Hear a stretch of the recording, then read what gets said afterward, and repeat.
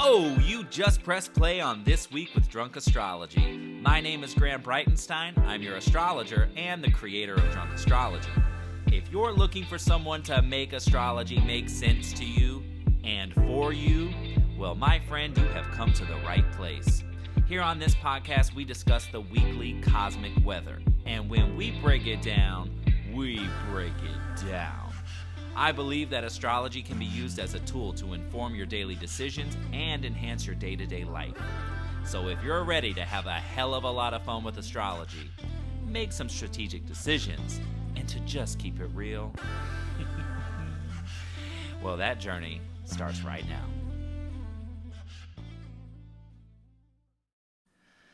Darkness falls across the land. The midnight hour is close at hand.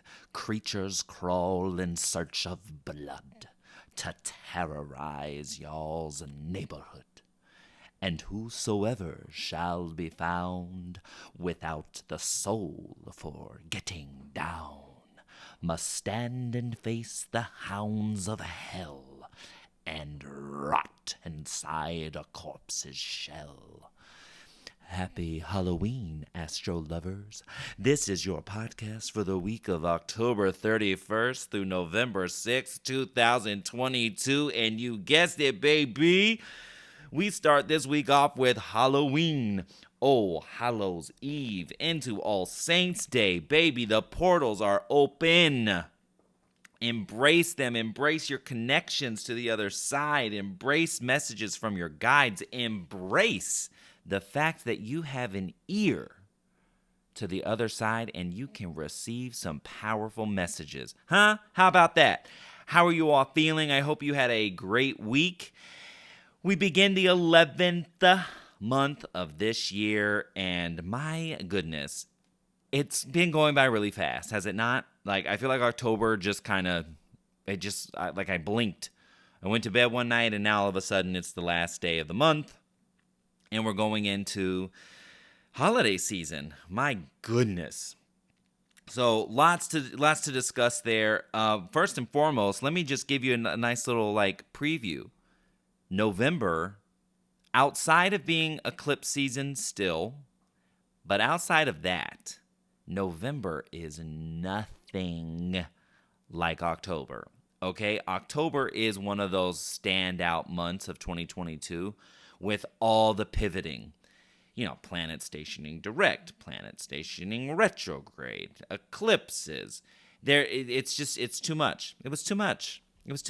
And so, like I said last week, if you were feeling a little discombobulated, you know, you're right in line. You're right in sync. You know, eclipses shake you up anyway. They turn the lights off, rearrange your furniture, and then when they feel like turning the lights back on, you have to adjust. You have to readjust to the same place that you've been, but now it's a whole new structure. Okay, that's the nature of eclipses, and that's what they do. So, yes, November, we are still feeling the vibes of eclipses, but the planetary action is nothing like October. Okay, so, you know, things are getting better, okay? And in that vein, I had this, what I think is a brilliant idea. I want you to stick around to the end of each week's podcast because yours truly has found a sacred self-care oracle deck. And now every single week at the end of the episode, I am going to share with you what self-care you can practice any particular week to help you ride the energy or to help support yourself throughout the energy of the week. You know, things that you can do to take care of yourself, and by taking care of yourself, taking care of everyone around you. Okay, so I've already pulled self-care for this week, so I want you to stick around to the end because I'm going to share what that is with you, and I want you to carry that with you. So at any time during the week, you're going like, oh my God, I'm so stressed. Oh my God, I haven't done anything for myself. Oh my gosh, this is too much. How do I balance this out? You're going to go back and go, oh my God, Graham said the self-care for this week is fill in the blank. Okay? So that's something that's really exciting. We do begin November, of course, on Tuesday, which is All Saints Day. This week in general, Venus is our headliner. She is really front and center. She has some very powerful aspects that carry over into next week too. And with the general vibe of November, and I'm really going to break this down in a monthly horoscope that I'm going to send to everyone on the news train. So if you're not on the Cosmic News Train, which is the Drunk Astrology newsletter, go to the show notes, click that link. It'll take you right to the box where you put your email in and you're done. And you'll be able to see all the other like free horoscopes and free readings that I've sent out. You'll be able to see it all. But November really has 3 sections, and energetically speaking. And this first section has all this Venusian energy. And you know, the Sun and Venus just had their cazimi, their conjunction, and it was at 29 degrees of Libra.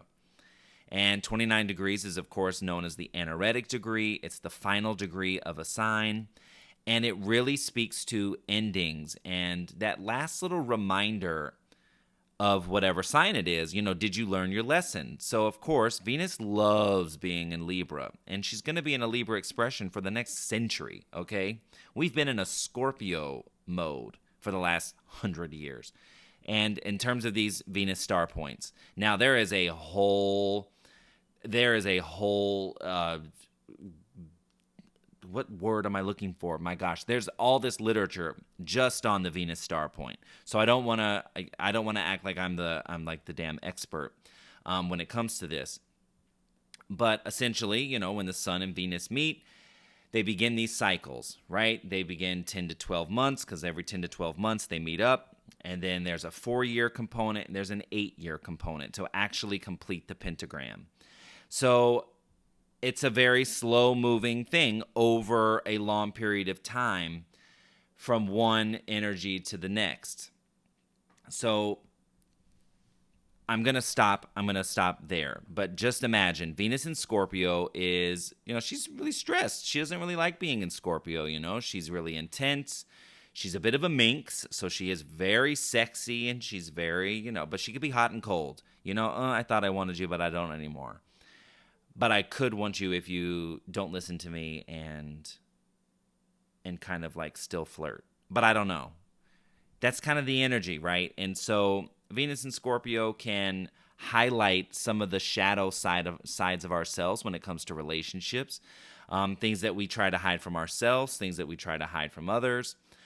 And so you have to kind of imagine, like for the last century, Venus has been in that energy. Now, she moves throughout signs and she retrogrades. She does everything per usual, but there is this overarching energy that these Sun-Venus conjunctions for the last 100 years have had this scorpionic vibe to it. Well, now, this is the first time, because the energy is set in retrograde motion, right? So now, this Sun-Venus conjunction took place at 29 degrees of Libra.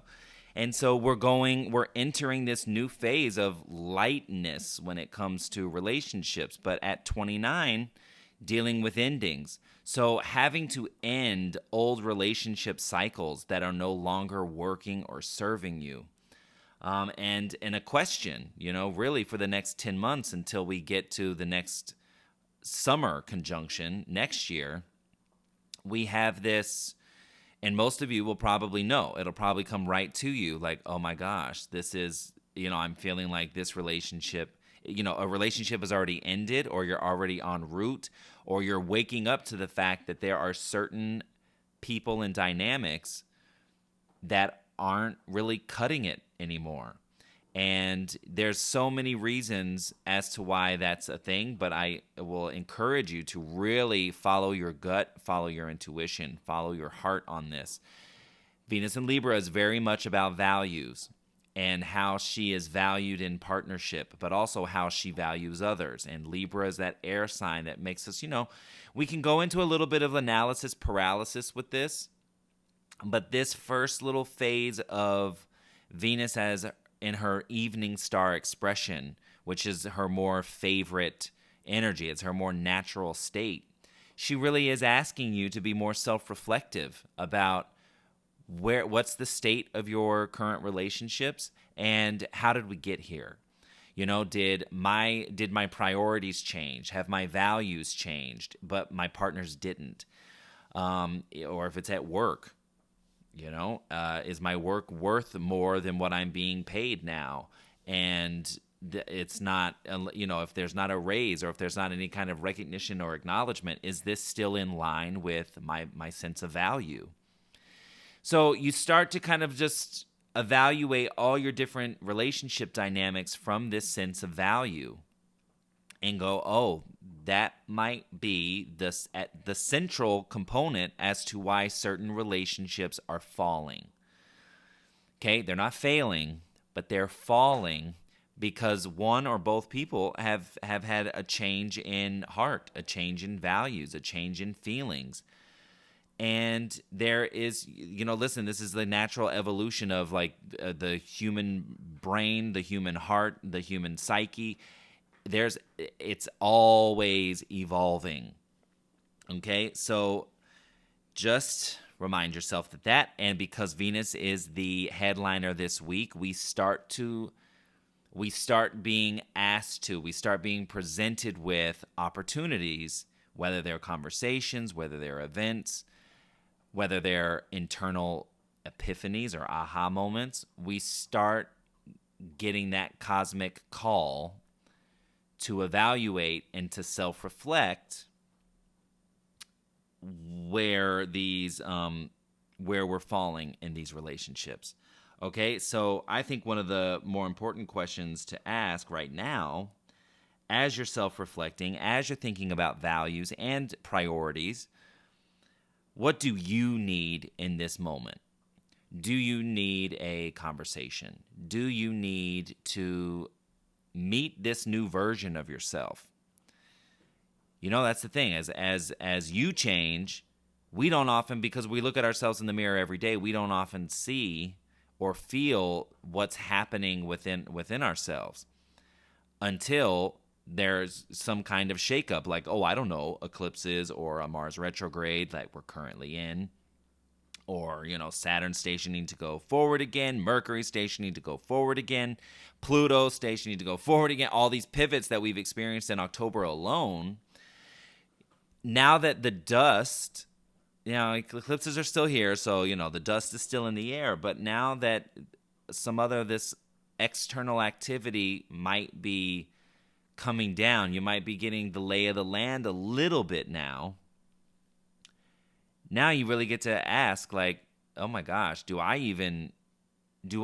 even familiar with this version of myself? Because if this is a new version, well then, my gosh, maybe one of the first things that needs to take place is you get to know him, you get to know her, you get to know this version of yourself before you lash out at a partner or say this isn't working anymore for whatever reason.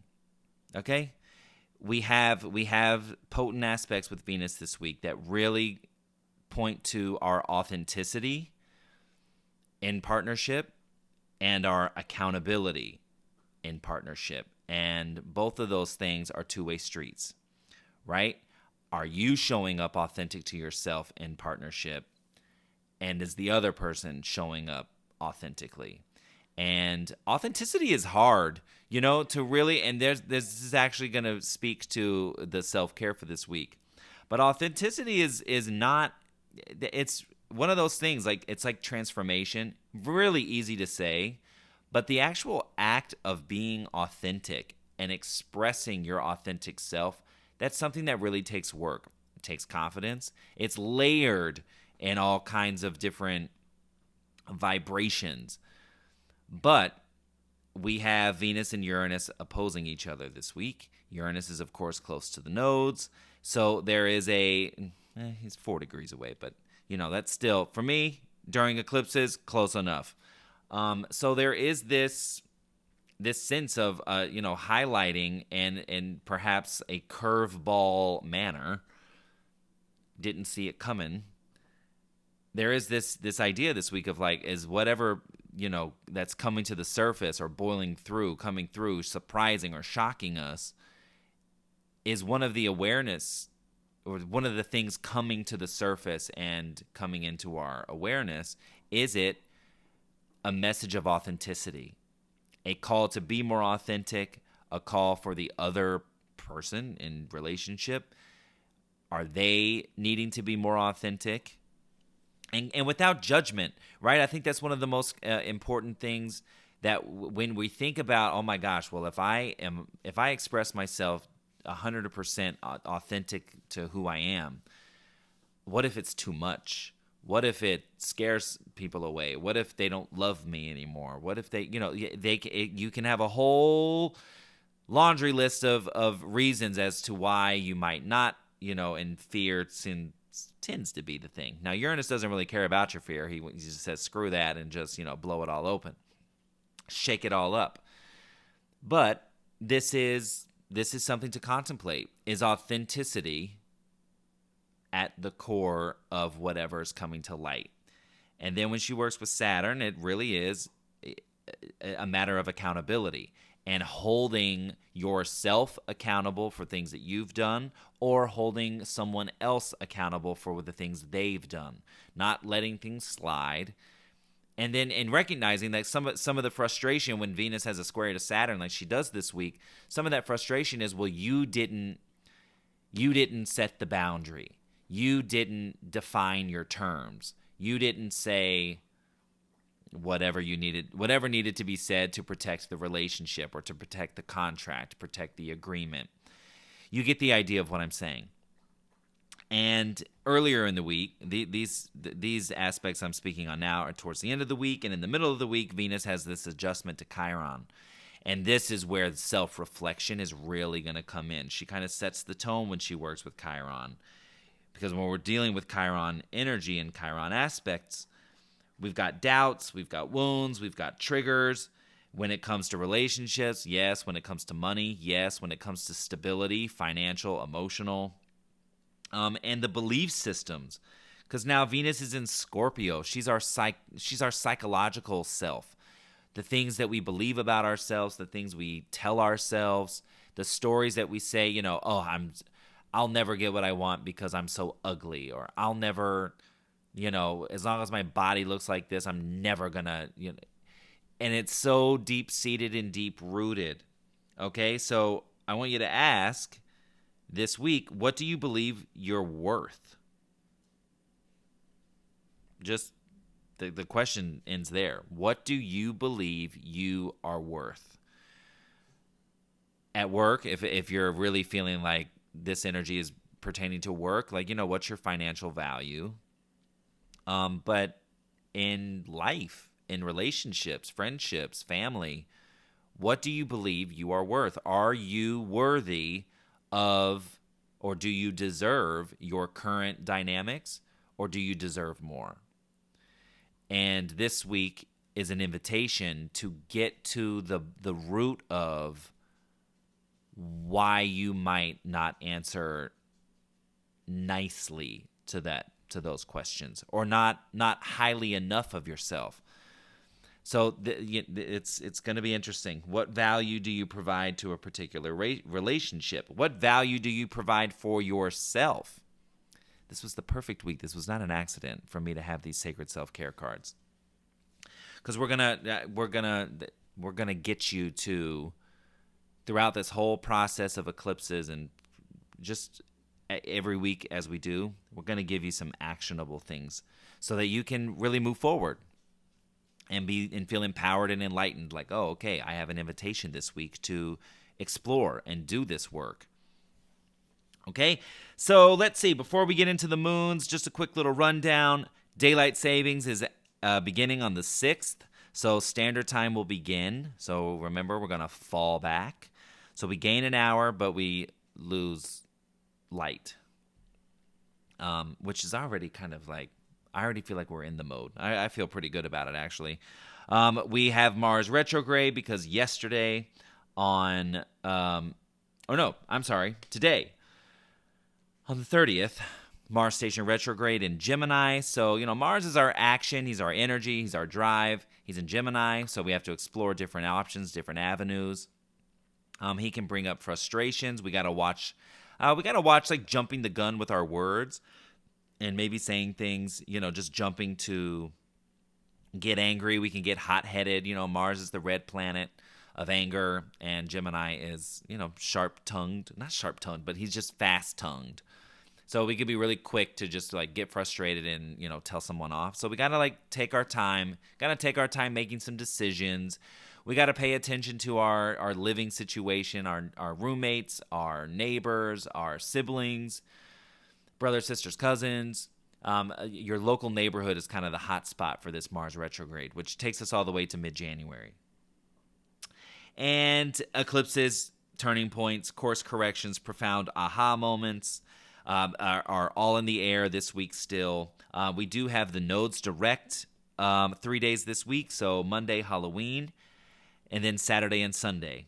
The nodes are direct, and so those are the days, like I say, get out, shake some hands, write some emails, make some phone calls, even if it's something that's not all the way finished.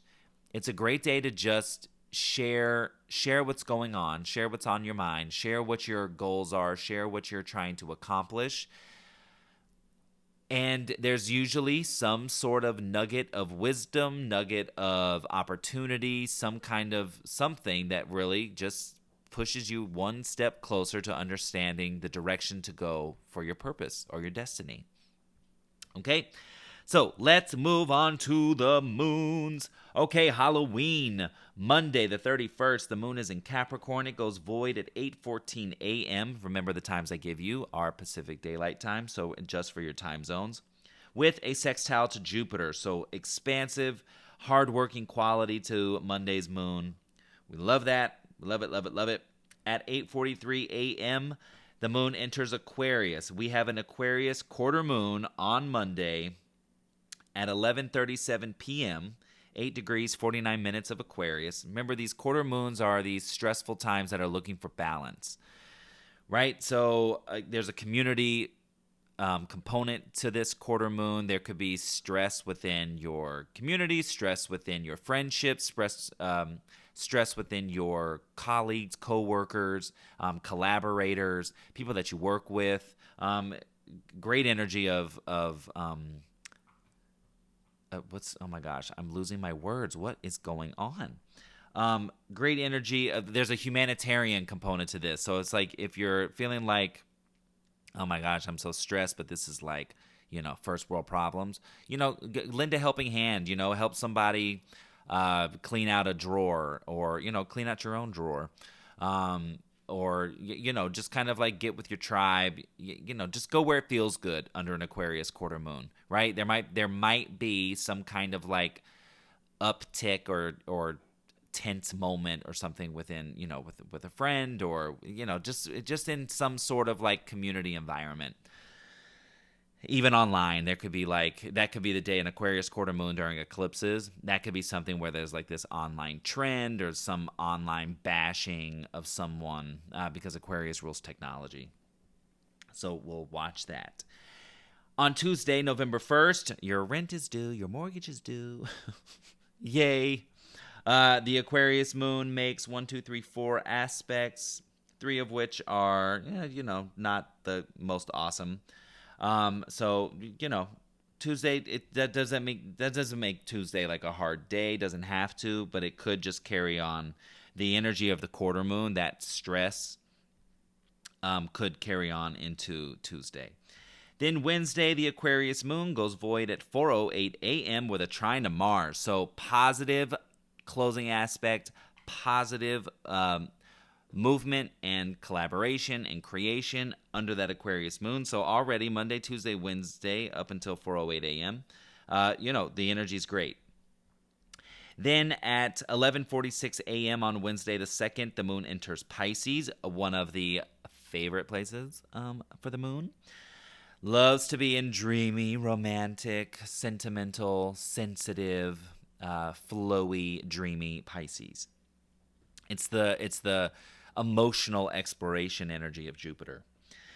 So no aspects for the moon on Wednesday. But Thursday, the Pisces moon makes juicy, lovely, collaborative, dreamy, watery. It's a lot of water, so make sure you don't overdo any of the substances, okay? The smokes and the drinks, okay?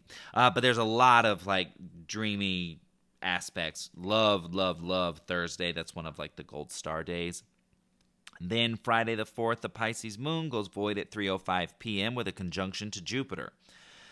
So, it can be too much. You might feel overly emotional. We do have Venus with Chiron on Wednesday, so that is some sort of a wounding, that is adjusting, that is, self-reflecting. And that is something that could carry over that, Wednesday, Thursday, Friday, kind of feeling like I'm processing, I'm moving through, I need to let go. I'm noticing this cycle within myself and I want to end it. Has that kind of component. Conjunctions can go either way, right? You're ending and beginning a cycle there, or a season under that Pisces moon meeting up with Jupiter. On Friday the 4th, the moon enters Aries at 4:07 p.m., and now she's ready to get feisty. She's putting on her armor like, come with it. Come on. I'm ready. What? What you got to say? What you want? That's the vibe. If you or someone with an Aries moon, you know what I'm talking about.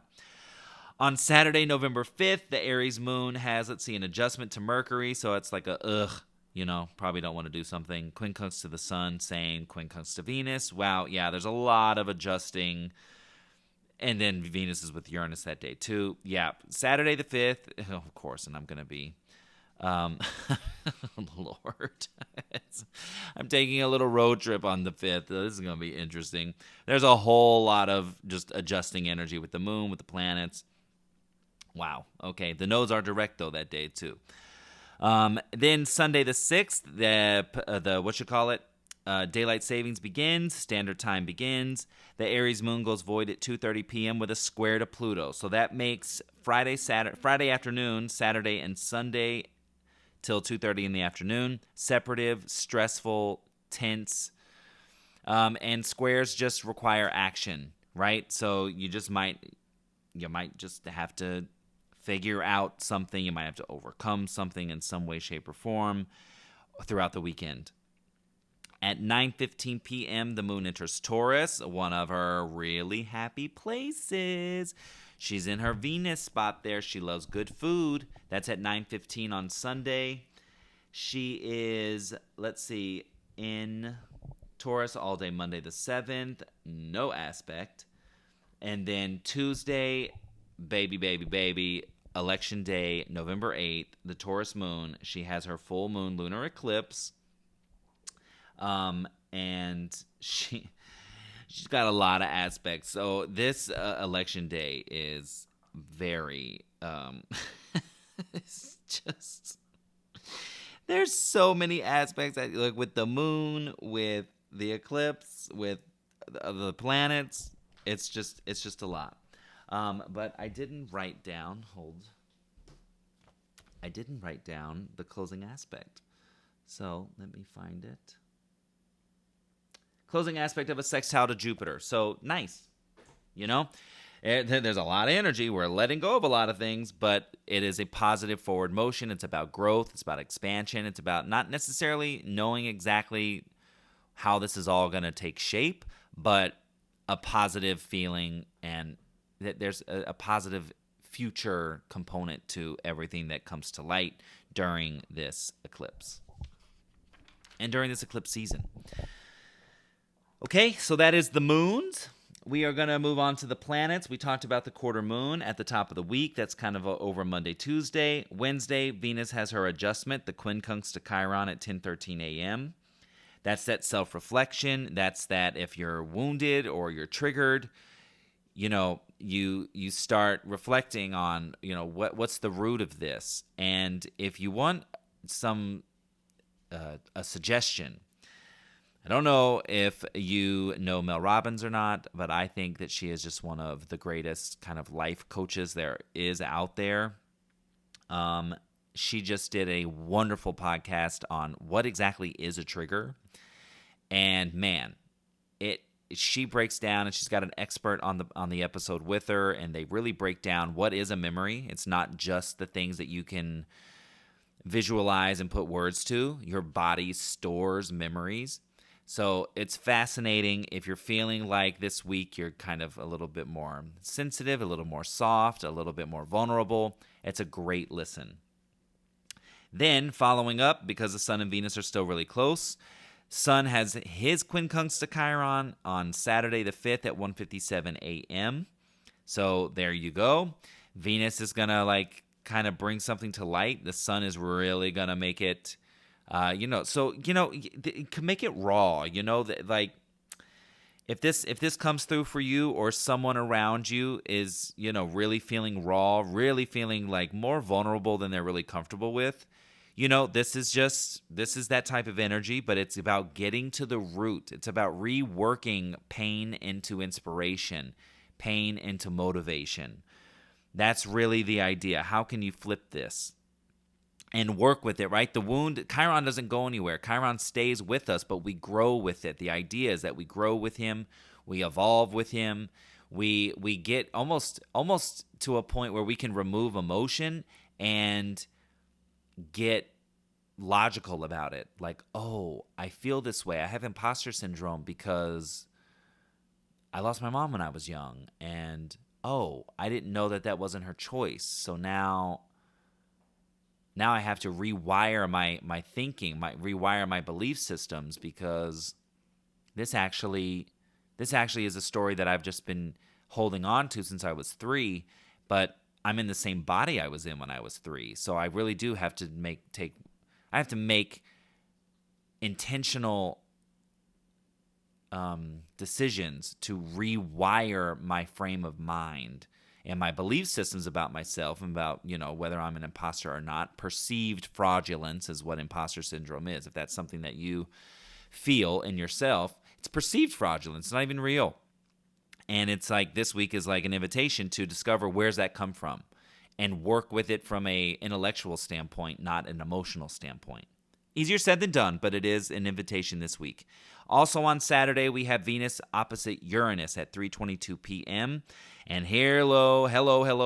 This is that aha moment when it comes to authenticity. Uranus is all about being authentic and shaking ish up.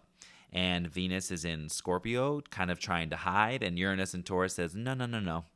We're bringing this to light. We're going to pop this right now. Can feel like an out of left field moment. Just keep that in mind.